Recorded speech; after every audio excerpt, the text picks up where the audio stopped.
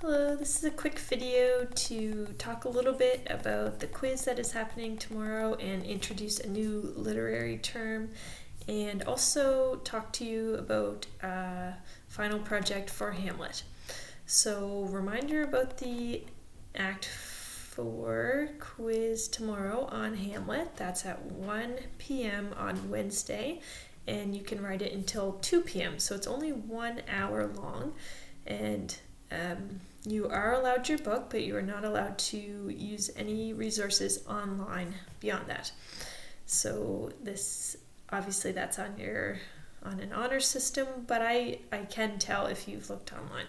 It's pretty easy for me to tell, so if you've cheated, that would be an automatic 0, of course. Okay, so you should be rereading all of the scenes from Act 4, of course, and just be thinking about what is happening, what are the key things that are happening in this scene, and know that your book well enough that when I ask you questions that you'll be able to find your way around the scenes quite quickly. Okay, so a term I'd like to introduce to you is foil.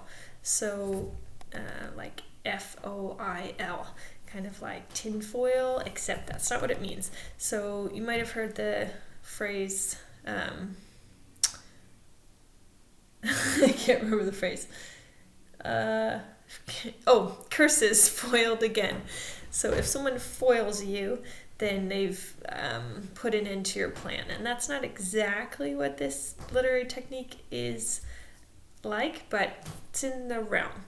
So a foil is a literary character, so a character in a book or a play, etc., whose main purpose in the story is to act as somebody who draws attention to the main character, either by being very different from that character, or much better than that character, or much worse than that character. So a foil is someone who draws attention to the main character by means of being quite different from them. So it really highlights to the reader what that main character's personality is like.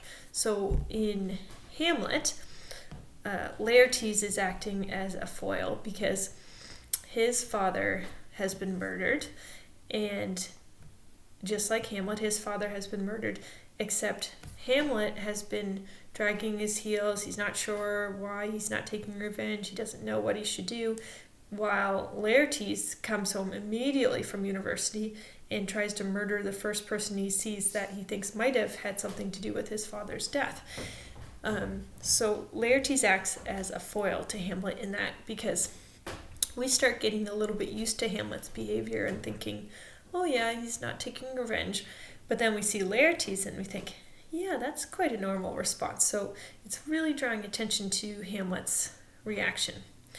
And another character in Hamlet who acts as a foil to Hamlet himself is Fortinbras. So his father has been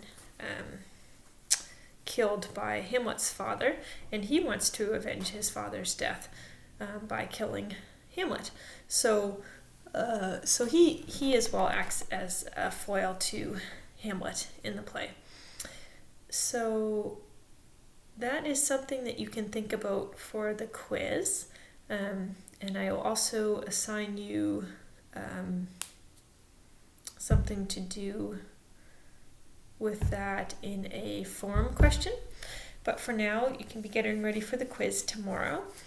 And just quickly, I'm introducing the essay topic. So as a final project for Hamlet, you will be writing an essay. I'm not going to give you all the details right now because I'd like to finish the play before we really get into the essay, but just so you're aware, that is where we're heading. And the topic is going to be on the personality of Hamlet, and there's 3 choices, so you can choose this question: does Hamlet fake being insane, and if so, why? Or is he actually crazy? So you could write an essay on that. you could write on why is Hamlet considered one of the greatest characters in literature in terms of how well Shakespeare has written his character. Or you could choose one of the characters that acts as a foil to Hamlet, just as I mentioned, and explain how this person highlights Hamlet's positive and negative characteristics. So those are the three options. So you can just have that in the back of your mind, and we'll get going on that probably next week or possibly the next week after that.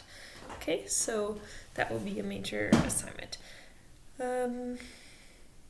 Okay, so I'll see you tomorrow for the quiz. You'll just click on the form and the questions will be up there, unlike previous to now, and you'll have from 1 o'clock until 2 o'clock. Great, thanks.